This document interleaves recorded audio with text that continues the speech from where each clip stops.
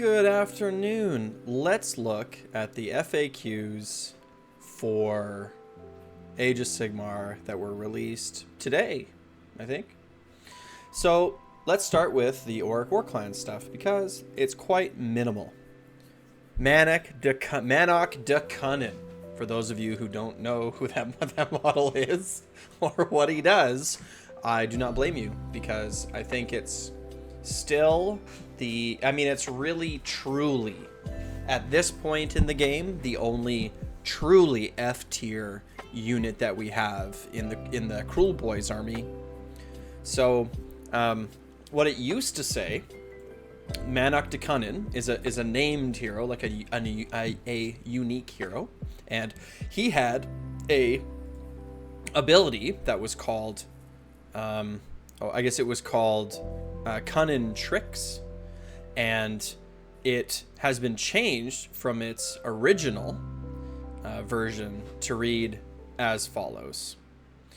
If this unit is part of a Cruel Boys army, after you have picked which dirty trick to employ during the battle, roll a dice. Add 1 to the roll if this unit is your general. On a 5-up, you can pick another dirty trick to employ during the battle. This dirty trick must be different to the others that you picked. So, this is a nothing update. There is nothing here that is interesting at all. There's nothing here that's going to change anything. There's absolutely nothing. What this used to say is if this unit is part of a Cruel Boy army, after you have picked a dirty trick, remember this is old wording, right? So like we've had, now you can pick 2 dirty tricks, but after you have picked a dirty trick to employ during the battle, roll a die. Add 1 to the roll if this unit is your general. On a 5-up, you can pick a second dirty trick, right, and the second one. So basically it says instead of picking a second, it says you may pick an additional. So that's it. So he's like, this is for narrative players, right? This is for narrative players because for more competitive players or for players who want to actually put something good on the table, like, you know, he's never going to be your general, ever. There's no reason that you would ever want him to be your general. Because he's going to have a really hard time calling the Cruel Boys Wah. He's on foot. He's a 5-inch move hero who doesn't even fight very well. So there's no reason that he would be your general. And then even if you if he is your general, it's a 4-up. So even if he is your general, you don't get to, like, there's a 50% chance that you don't get to pick a third dirty trick. And let's be honest, a third dirty trick is not a high value thing at all. Not a high value thing at all, you know, because when you already have 2 going for that third dirty trick, you're not picking a good one. What are you picking? Covered in Mud? Lethal Surprise? You know, you're just going to roll more dice. So that's the only change that we got to the Orruk Warclans book.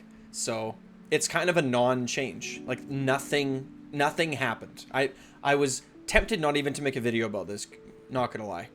Okay, so we got some General's Handbook updates as well. So there's some stuff that's interesting here, but nothing that is super game-breaking or changing for Orruk Warclans. So Lore of the Primal Frost Rupture. So Rupture has been changed. So instead of reading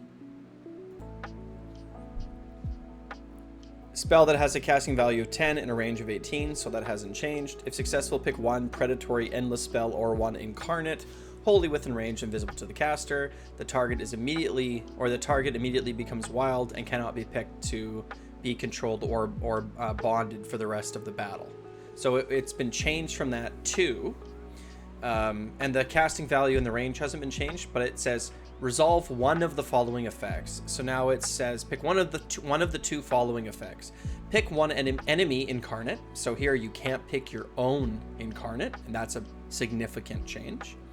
Within range, invisible to the caster, inflict D3 mortal wounds on the unit bonded to that incarnate. So this is a way that you can deal some mortal wounds with a spell back to a wizard on the other side of the table. Then that incarnate immediately loses a power level to a minimum of 1. So the opponent, they actually go down in their power level, and it also becomes wild. So this is significant in a couple different ways. One, you can't make your own incarnate wild. You can't make your own incarnate wild, and you're also going to deal damage to the person on the other side of the table, like you're gonna, to your opponent, and you also drop them down a power level. So that's good, because when you drop them down a power level, it, like, Cronspine, it makes Cronspine weaker. So that's really good, This is like a nice check, and I really like this because it's a way that you can weaken an incarnate with a spell, deal mortal wounds to a wizard that is controlling this incarnate, and it becomes wild. Although, when an incarnate is wild, it says this: add 1 to hit rolls for attacks made by this incarnate while it is in its wild form.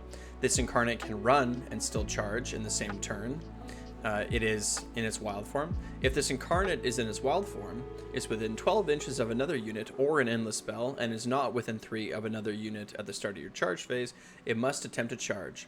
So it gets powered up, right? But it also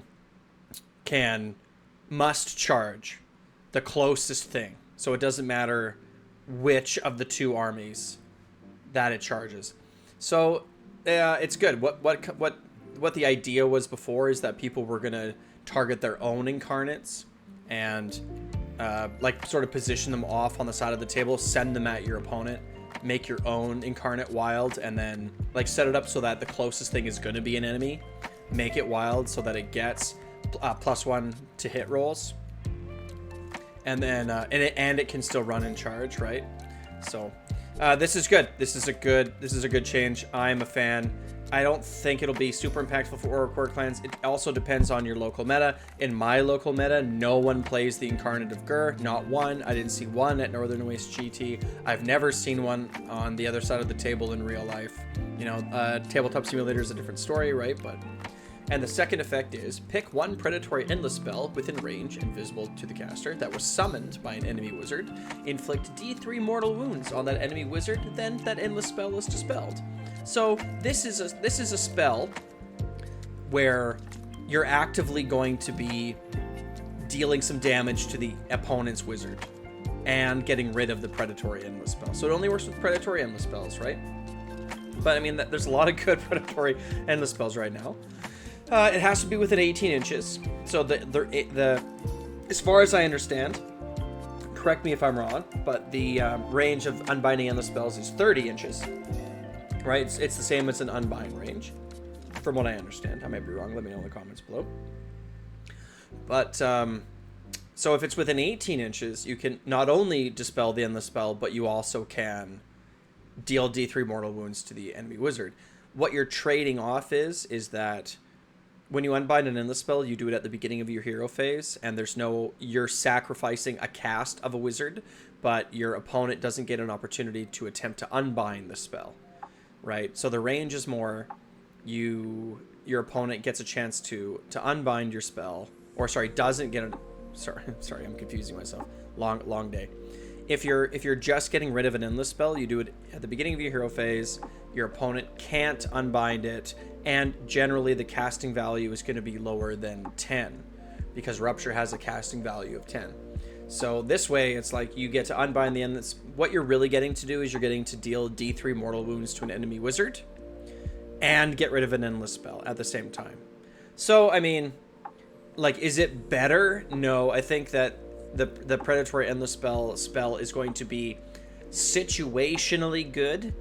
This would be like, oh, I can deal damage to a wounded wizard on the other side of the table with a spell. So that's going to help. That's going to help with the battle tactic, Magical Mayhem, I believe it's called, where you have to kill something with a spell, right?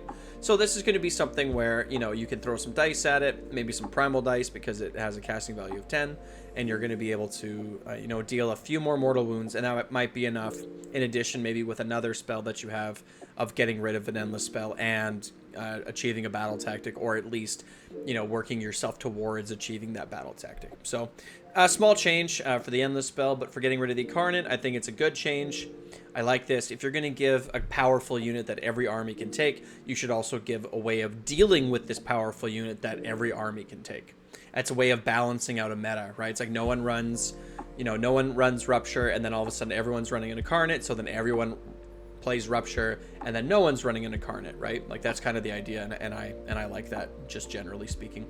It also means that Laura the Primal Frost, like as an enhancement, the command trait where all the spells, that is good, right? Like having Rupture be good is good for that as well.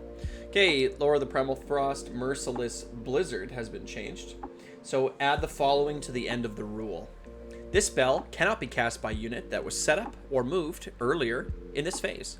So that means you can't Mighty Destroyer, move forward a Orruk Warclans Wizard into range and then cast Blizzard. That's fine.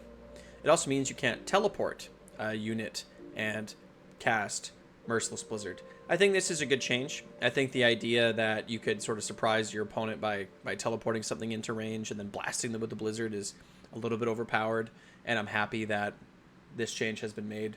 It's a very powerful spell, so if your opponent is unlucky and they use their primal dice and like if an opponent primal miscasts and they've spent their primal dice and you don't have to spend your primal dice to unbind, right, to counter their cast with your primal dice, then on your turn you're like, well, I'm definitely going to teleport a wizard into Blizzard now, and there's very little my opponent can do to stop me. And that sucks, because if you're like you can deal enough damage to kill like a Maw Crusher, for example. So I don't think it's a good idea that exists in the game. It's too swingy, it's just too powerful. So I'm glad that they did this. You can't teleport or move into, like, you can't put it on a Maniac Weird Knob and then use Fasten and then teleport, or sorry, use Fasten and then cast Blizzard in the same turn. I'm glad that is changed, and I am happy. They changed some other stuff as well. No reward without risk, feedback overload. So they changed that ability on that battle plan. They changed it to when a wizard hero is slain, before removing that model from play, roll a die. On a 4-up, the wizard explodes as their magical energies are released uncontrollably. Each unit within a number of inches equal to the wounds characteristic of that wizard suffered D3 mortal wounds. Roll separately for each unit. So what this was before is it said when a wizard is slain before removing it from play on a 4-up, blah blah blah. How is it different? Oh, it says wizard hero. So when a wizard hero is slain, that's the key difference. So it's not a unit of wizards, right? So that's cool. I mean, that seems good to me, right? Like, we're being a little bit more specific. It's only wizard heroes. That seems good. The Endless spell, Malevolent Maelstrom, the Morbid Detonation, that skill has been changed as well. So the Malevolent Maelstrom says the key change now is that when it explodes, what it used to do, like when it's removed from play, you take whatever number is beside Malevolent Maelstrom, so let's say 4, and then you add 6 to that number, so now it's 10 inches, and then every unit within 10 inches suffers D3 mortal wounds, with wizards suffering 3. Now, when it's removed from play, it only explodes if it's a 6 and it's 12 inches.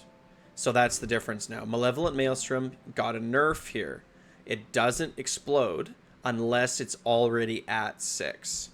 So that's a lot of casts. Like, you can do that if you have a 6 cast army, right?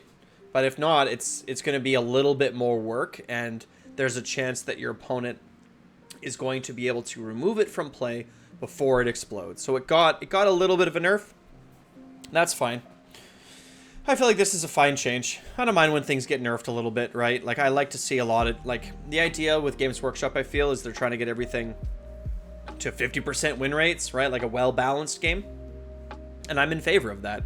If everyone's using a thing because it's the best thing all the time, like, you know, whatever, like the pendulum right now, you know, that seems to be like the endless spell that everyone wants to take.